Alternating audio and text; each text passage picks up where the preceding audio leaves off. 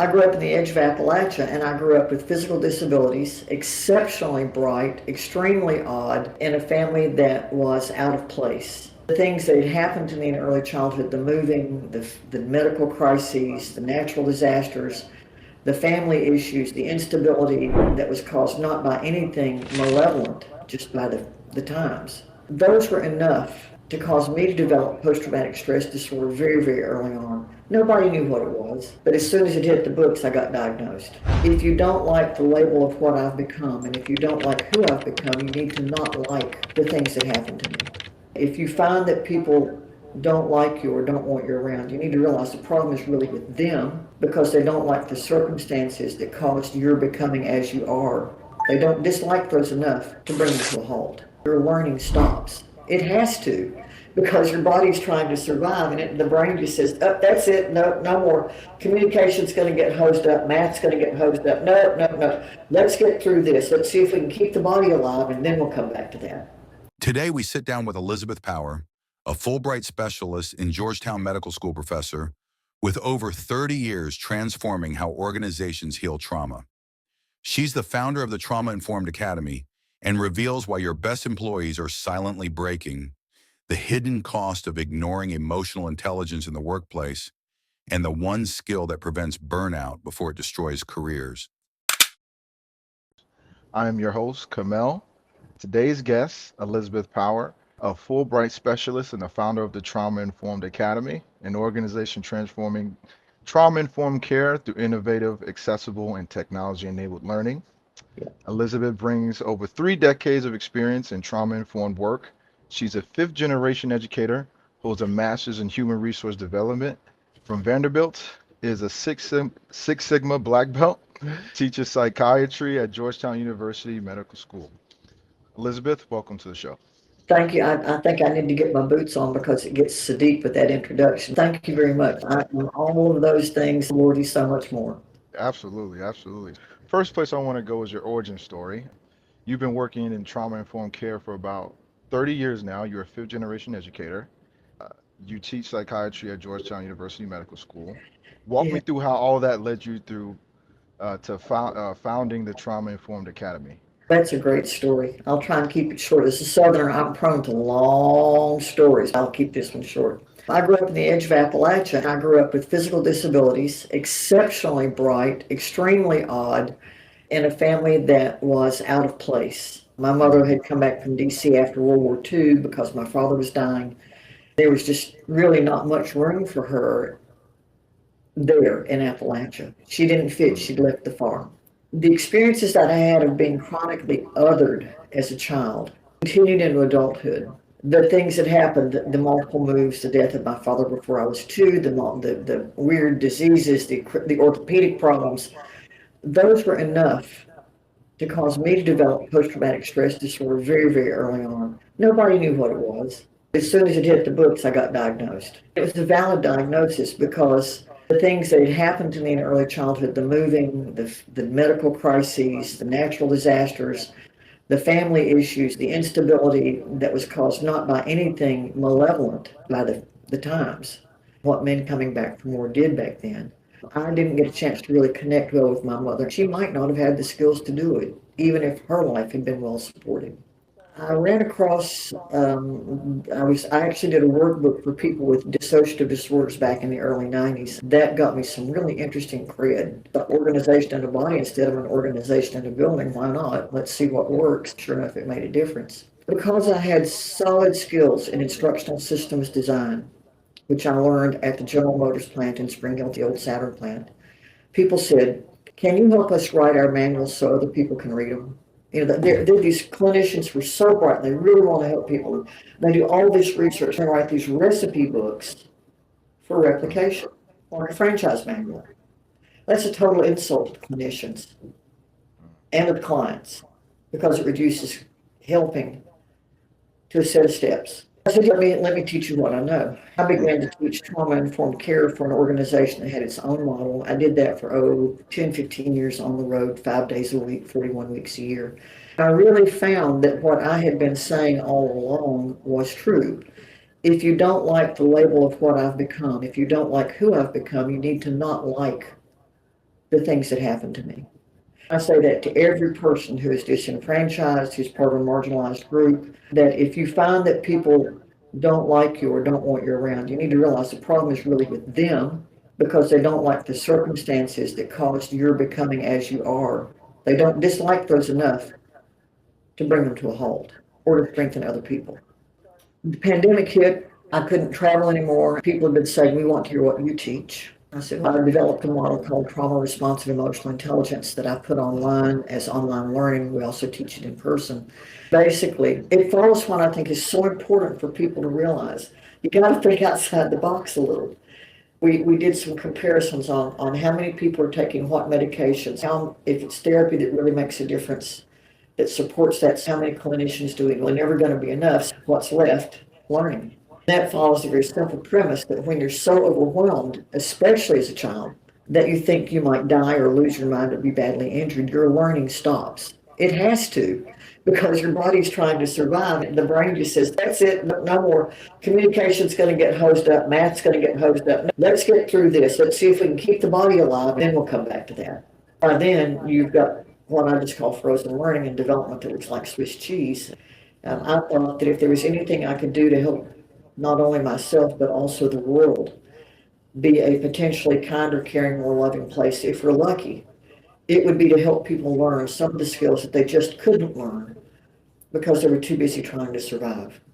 Those line up with emotional intelligence. Everybody should want to have one of that because it's been proven time and time again that if you have higher levels of emotional intelligence that you use, that you make more money, you have better relationships, life is better all the way around. Now I'll just say to people, which would you rather have? Higher emotional intelligence or mental illness? 100%. I can attest to that as someone who has developed, I like to call it EQ, especially with me being a new father. Thank you.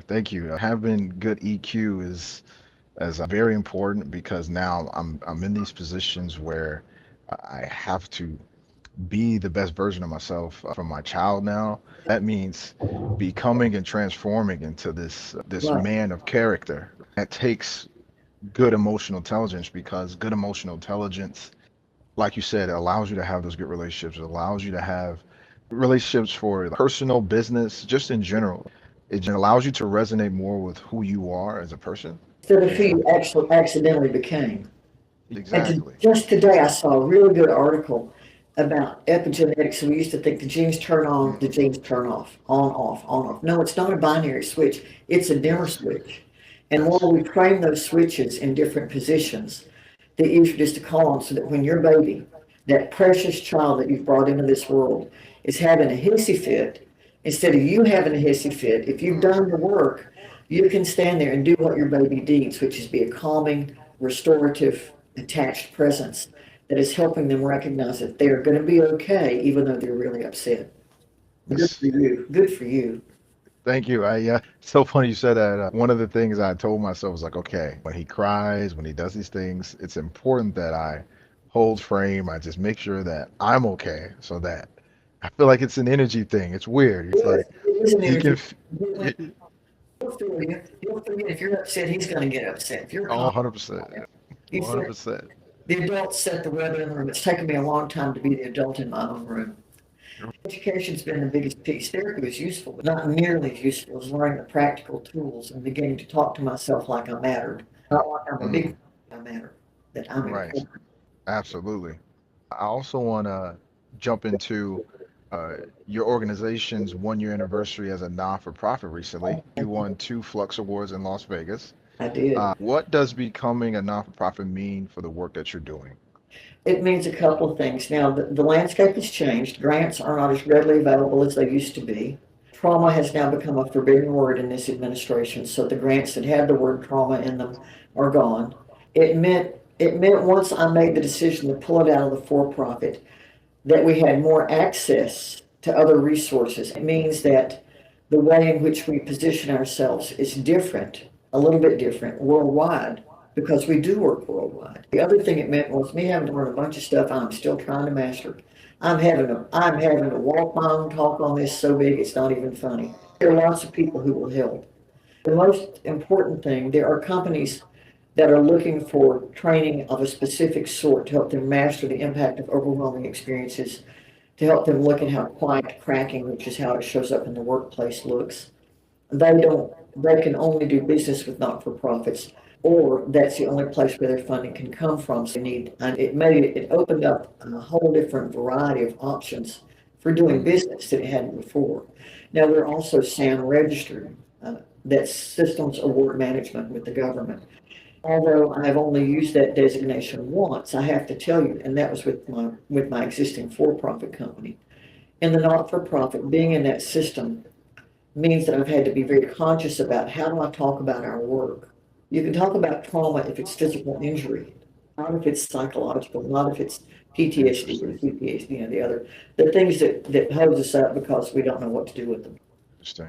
Interesting. That's very interesting when you say when you talk about Sam, how it affects how you talk about your work. I never really heard that you can only talk about trauma in a physical way. If you look at trauma in the way it's used connotatively, most of the time it's usually always psychological. So it's That's correct. That's correct. yes. It's overused. This is another piece that I would encourage people who are looking at innovation, education, entrepreneurship to think about. How are words used? I had a girl call me. I swear she was so upset. I don't know what I was saying. I've just been so traumatized because my boss just made me drink lemonade and coffee. I said, girl, we have got to have a talk about your vocabulary. We're so stuck in feelings, especially in this highly reactive Yeah. time, that the T word is something you can say to people. And Mm. say, okay, let's look at that. She was disgusted. It didn't taste good to her. She had no idea that people in Italy put lemon rind in espresso all the time. Because her boss asked her to do something she did not want to do and it did not taste good to her, all she could think of was the word trauma. Being Mm. trauma. Now, I think you can find, if you go and look up the National Science Foundation, or if you look up list of forbidden words in current administration, you'll find that domestic violence, abuse, neglect, a lot of the words that talk about different kinds of psychological trauma are now forbidden. They're just off the list. I must be a feminist for just a moment that almost all of them, as the professions that have now been declared not professions, impact women more often than they do men. Teaching, nursing are now have been declared that they're no longer professions. The thing is we don't have to believe that. We know that's what's happened this administration. How do we move around it so that we continue to do the good work we need to do and maintain our sense of who we are for what we've invested in terms of our education and our careers? A nurse, how is a nurse not a professional? A nurse is a healthcare provider. Under that umbrella, she is not a professional, even if her education has been declassified as professional. That's that's very again, this is very interesting. You talk about the current administration and things and words and you can't use things and things that you can't say and do. There's a lot of it that falls under the umbrella of here's what I think about it. I think that obviously there is definitely some merits to some of the things, but when you talk about like, marginalizing these types of words, these types of professions, in my opinion, what is the problem you're trying to solve here? You know what I'm saying? What is Well, the problem you're trying to solve? please don't ask that question. Okay, okay. Yeah, when you So, look at innovation in education, you're looking at how do we include the marginalized. For example, we talk about, and how do we stop baristas who are really disgusted from using the word trauma? How do we get it back to being a good origin word? You look at what it really is. If you look at all the definitions, it's any experience so overwhelming to the person that they think they might die. She didn't think that. They might lose their mind. Seriously, she probably thought that in the casual way, or they'll be badly injured. If it doesn't meet those three criteria, it's not something that your brain registers as traumatic. Now, the time when that's not true is if you're already aroused in terms of thinking, feeling threatened, something that small happens, and I just call that my cup runs over. I can't pour this cup into this cup. If I do, it's going to be a right, cup management here. right, exactly. People So, get all, yeah. absolutely. One of the things that really stood out when we talked previously is how we're challenging the Western medical paradigms, especially around the reactive nature of Western medicine and the dominance of Eurocentric research and trauma-informed care. Your teachings at Georgetown's psychiatry department, which is about uh, as established as it gets. How do you navigate bringing these alternative perspectives into those traditional settings? Very deliberately. I talk about the things that they're comfortable with first. And I teach one course at Georgetown. I teach trauma-informed medical care, which is research-based and actually commercializing that for Georgetown. We teach the protocol that was set up, but ask people to think differently along the way. For example, storytelling is a perfect way. The story we set up is a woman comes in for care. She has been seen before for pelvic inflammatory diseases and for vaginal infections. She's having trouble again, and the nurse comes in and kind of flippantly says, "Oh, you're going to have a gown. I'm going to have to put on a gown and put your feet up and start. You have to do another pelvic." The woman grabs her purse and grabs her clothes and runs out crying. What do the staff say about that woman? Right there, you start. Because, oh, she's just another problem patient. Put a red dot on her record. We'll have to staff her different. Some people, one of those people makes the mistake of saying to the office manager, "I lived where she lived, I'd be cray-cray too."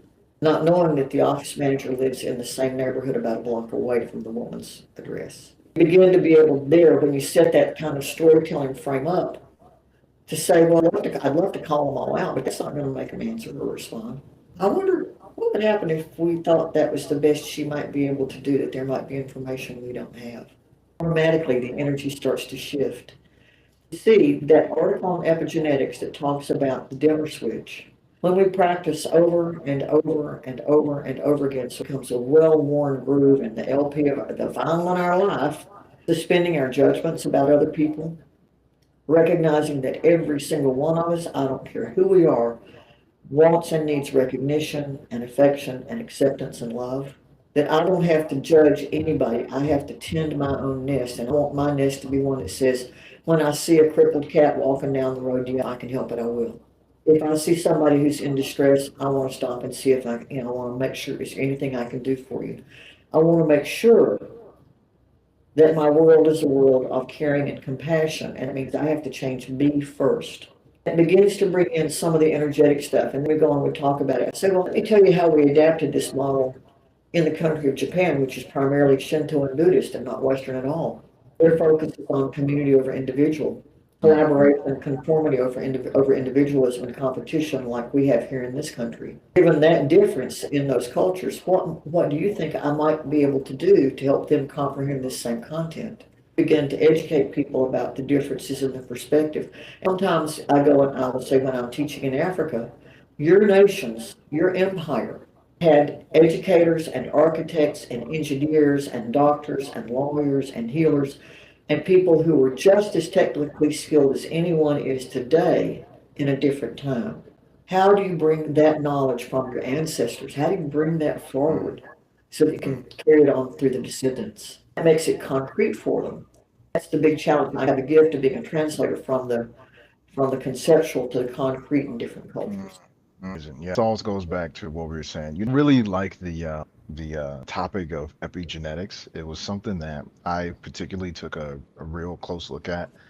I would say around after COVID, around like 2021, which is interesting because like as I got older, I was starting to like ask myself like, why do I behave the way I behave outside of just, oh, just like your dad or you're just like your mom? Well, duh. Right. I was starting to ask these questions, like really thinking deeply about this, and I came across these different articles about epigenetics and how those epigenetics are sometimes so dominant and influencing your genetics. They shape who you are. Right? It's funny because when you talk about that and compound it with emotional intelligence, it's like educating yourself on these things, understanding how your epigenetics influence who you are, and then having a higher attunement to emotional intelligence, it Yeah. really does like, enhance your overall, I guess you could say like life force. You know what Yeah, I mean? Like, it strengthens your energy. Here's a classic example. I did a piece for the Department of Justice on called LAMP, Law Enforcement, the neurobiology of trauma for law enforcement advocates, mental health, and prosecutors. I said to the gentlemen and the women that were there, I said, let's look at a classic example. All of you talk about people who run when they see you coming. Automatic assumption is that they're a criminal. I want to ask you, if you were someone whose father or grandfather or great grandfather had been chased by dogs, run by men with guns, shot simply because you breathed or maybe looked at somebody, what would you do in the face of armed law enforcement people coming at you? They've never thought about it. Sister is saying she lives in a small town. Why don't people of color look at me when I speak to them on the street? I said, okay. That's hilarious. Oh my goodness. Yeah, so there's three ways that shows up. In Asian countries, people live behind their face. They don't show you their face. This is true. Yeah. It's because that's one of the cultural norms is that's reserved for private settings. Yeah. When a boss takes you to a local diner and says, you may eat and drink as much as you like, you can show your feelings. You walk out of that, you stop. I come from Appalachia.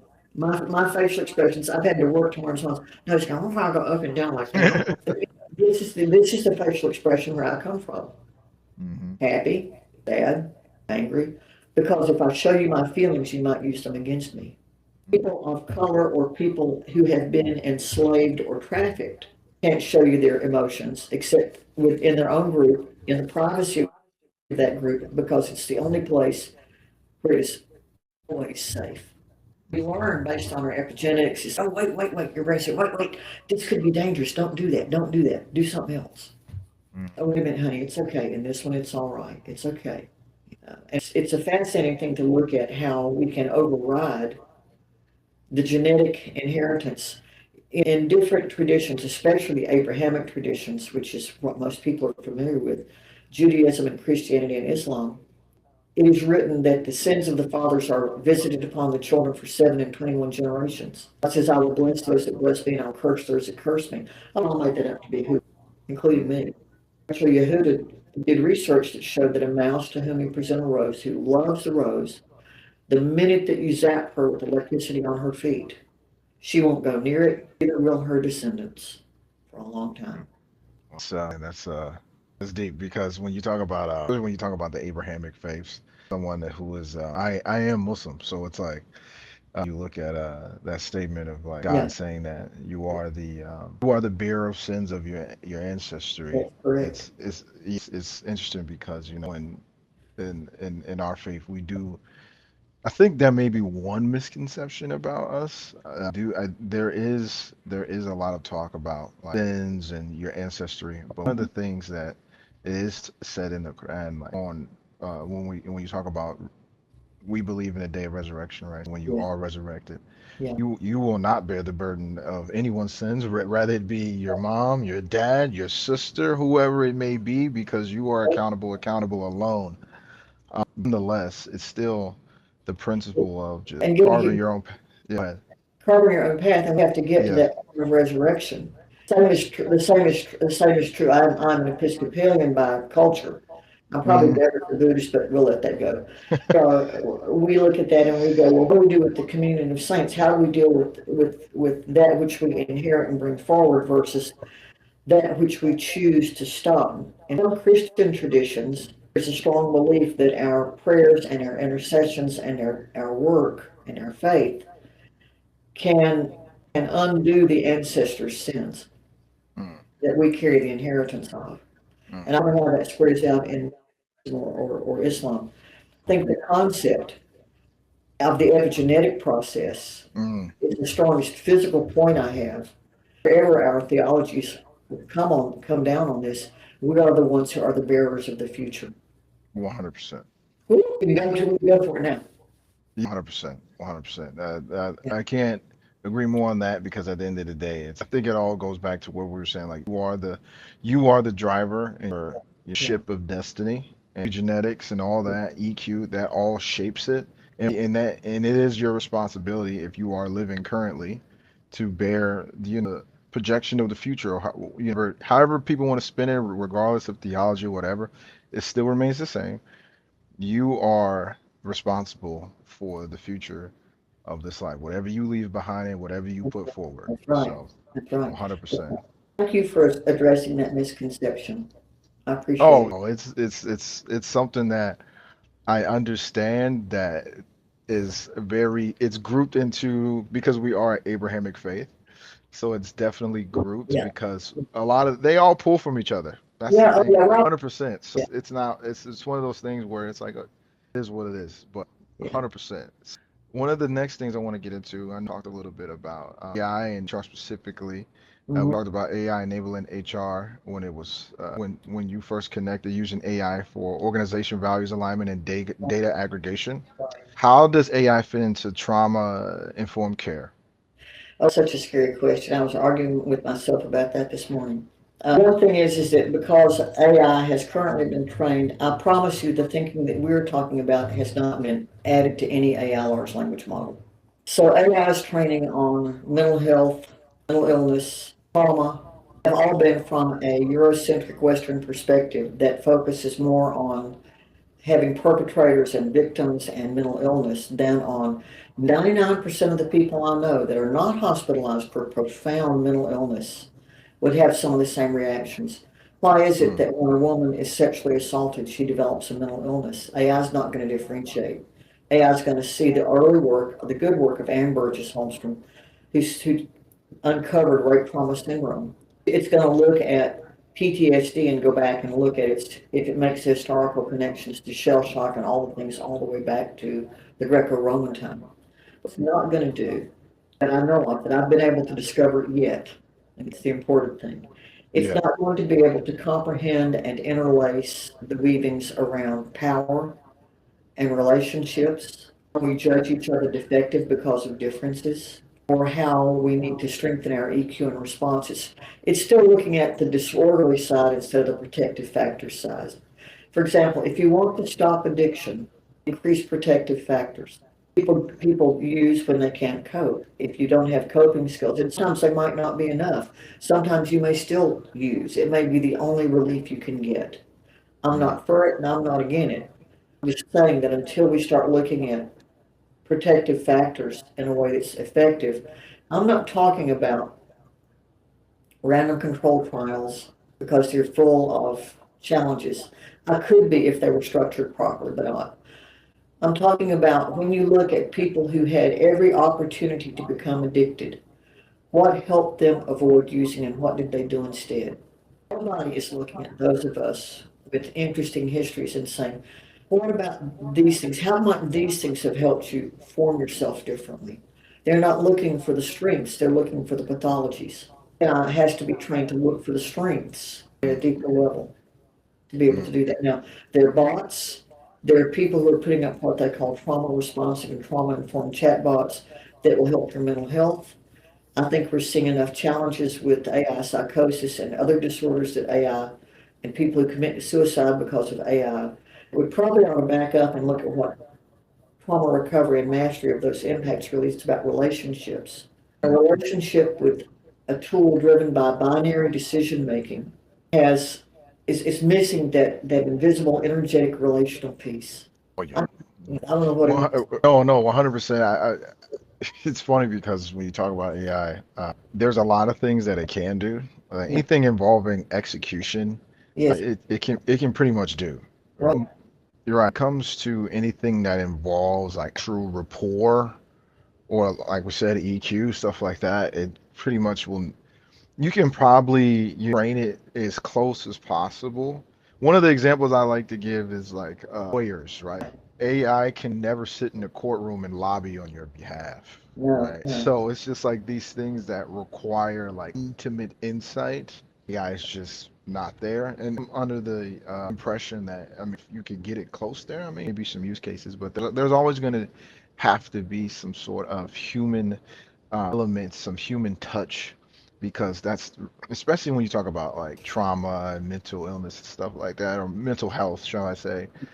Those are just things that maybe AI can enhance in terms of again execution, but ones are going to always have to be at the forefront of Right. you Right. addressing these Right. issues. Right. Right. You teaching at Georgetown, running the Trauma Informed Academy. Right. You're an author, Right. consulting with organizations globally. Yeah. What's actually working for you in terms of business development and growth today? Ooh, relationships, taking time. My average sales cycle is about 2 years. That's a very long sales cycle for most people. There are a lot of things that play into that. Some of it is funding patterns. Some of it is the amount of time it takes people to begin to comprehend what I'm really doing. Mm, I mean, do you a three-page training on trauma-informed care and the 8 characteristics and back the door, and it'll be done. something more in your heart, you'll only know it in your head. I do some LinkedIn outreach asking people if they might be interested in something that sounds like this. I look at a lot of data when I come back in, like you discovered that when the vocabulary changed, I'm not going to get back into organizations, healthcare and those guys. How am I going to help the organizations to deal with people who are not only maybe having a physical trauma like a broken leg or a surgery or a diagnosis, but also the impact that comes with that. And began to look at quiet cracking as a phenomenon that would allow us to bridge, constantly evolving the content based on the trends, not on single point data, but on trend. Reach out and talking to people. I see that somebody I reached out to pings me on LinkedIn that they've just lost their job. I'm really sorry, or a woman, or gal, or guy, or hey, or whatever. What can I do to support you? What are you looking for? How can I help you? Because all we're really doing in this world is walking each other home. And when I can help someone just with that, a guy called me last night crying about something I'd said 30 years ago. 30 years ago, I said it. I just popped off and said it. It meant that much to them in their lives. Some of it is recognizing business has become driven predominantly by transactions. Most of our world is driven by transactions. Overwhelming experiences occur in relationship. They're best healed in relationship. The world is about relationships. If you go back to our beginning stories across theologies, point at which in some of the traditions we chose to leave the safety and security of that which was before we did, we've all been wrestling with being separated and separated and separated and divided and separated and conquered and divided. What we need to do is go back to look at what happens if I really choose deliberately to love you the way I love myself. If I'm filled with self-hatred, if I believe that I'm nothing more than a widget in a system, all the people I talk to about helping them are nothing more than widgets and systems to me. I do the deep work personally on myself as much as I know how and can, and I extend the benefit of that to others. It's a gardening process. I think what you're asking me is how do I garden? Well, I plant specific kinds of seeds in education and healthcare and in the world of survivors who are trying to get their lives back together. And those seeds grow fast and grow slowly. And sometimes I have to pull some things up and replant things. For example, the first version of the Trauma Informed Academy I didn't talk about emotional intelligence. Version 1B had some add-ons at the beginning and videos that talked about emotional intelligence. The version I'm launching now will be much more oriented towards emotional intelligence on the front end because I found out that people don't want to talk about trauma unless they can just kind of trauma dump. They want to tell you their story first and foremost. And no, let's get you built up strong enough so that when and if you tell your story, it doesn't wreck your life. Absolutely. Yeah. Absolutely. Lots of fun. Absolutely. Lots of fun. Always thoughtful. Yes. Looking ahead into next year, what's your focus? What are you trying to build or scale with the Trauma Informed Academy? Well, our scaling efforts are on moving from being a very small fish to a much larger fish. We're a very small fish in a very big pond. We're entering negotiations to add our courseware to a platform that penetrates roughly 80% of the healthcare market in terms of employees and staffing at hospitals, so that they can have access to that. And that's been a 4-year process. I'm publishing this month a new book called The Little Book of Shinpo, which is about the Buddhist concept of how we can't tolerate our discomfort, and we do whatever we can to move away from it. A book of terms that start with Shinpo, made up words like Shinpo fam, revels in that loves its dysfunction and puts the fun back in dysfunction and revels in it. Sometimes my family's Shinpo fam. And a fun dictionary because we all need to laugh. Plus, I have a new book about quiet cracking and how to work with it in organizations coming out. Organizations don't want to talk about what I talk about because it's about mental health and they have EAPs, and think they should just toss people over the wall to the EAP like schools do. So working to help them realize that it's a lot about how we can help staff develop skills that staff might have developed anyway if things had been good enough for them, that they can use to dominate the market in a way that's different. Call centers are going back after customer service again, which is good. That's a big thing. staying focused on healthcare and education, or are you expanding into other industries? And where Healthcare do you and see the biggest need for trauma-informed approaches? next door, next door to that, and next door to that, and next door to that. I don't think there is an environment in which thinking differently about the injuries that we experience in different ways. I don't think there's a doorway that doesn't need it. You know, kids up street from who are lost boys from Sudan, and a guy down the street who's a Vietnam warrior. Nashville has really Oh, great wow. fireworks. If y'all can tolerate fireworks, come on, because Fourth of July to the country, I think. The kids up the Mhm. street were out in the street celebrating and jumping up and down and carrying on. They were so excited about the fireworks. Meanwhile, I run a macaroni and cheese casserole down to the guy down the street. Same fireworks, same noise, experience of combat on both parts. Each person responded differently. So About the, go ahead. Go ahead. that's Nope, I'm listening. so our professional focus is everywhere, is healthcare, behavioral health, as well as hospitals and clinics and public school systems. Right now, we're in one school in Norfolk and reach the light into another school in Norfolk to help their teachers, because teachers are the foundation of the future. Someone's listening to this and thinking, my organization needs this. What's the first step and where should they start? Oh, Con, thank you so much. The first step is to reach out to me at Elizabeth, Elizabeth, at the-tia.org. Elizabeth at the-tia.org. And do that, I'll ping you back, send you a link, you can get it set up on a call, and the very least we'll do is we'll have a conversation that leaves us both feeling good. It's great. Well, Elizabeth, this has been fantastic. Before we wrap, I know you just mentioned where they can reach out to you, but is there any other place people can go if they want to learn more about the Trauma Informed Academy or connect with you? Sure, they can go to, I mean, we're working on adjusting all of our websites, so please bear with us. One is they can go to thetraumainformedacademy.com. It's the longest URL in the world. Thetraumainformedacademy.com. No dashes, no nothing. You can also go out to Amazon and pick up a copy of my book, which is Healer, Reducing Crises. I'm not the Elizabeth Power that is the romance novelist from the UK. Okay, everyone listening, make sure you make that distinction, all right? Elizabeth, thank you again. I really appreciate the depth and perspective you brought onto this show. For those listening, again, if you want to connect or explore this work further, you guys heard her, where to find her. This has been the Executive Edge. Thank you guys for listening. This has been your host, Kamel Holmes, and me signing off. Thank you. Thank you, Kamal, for the opportunity.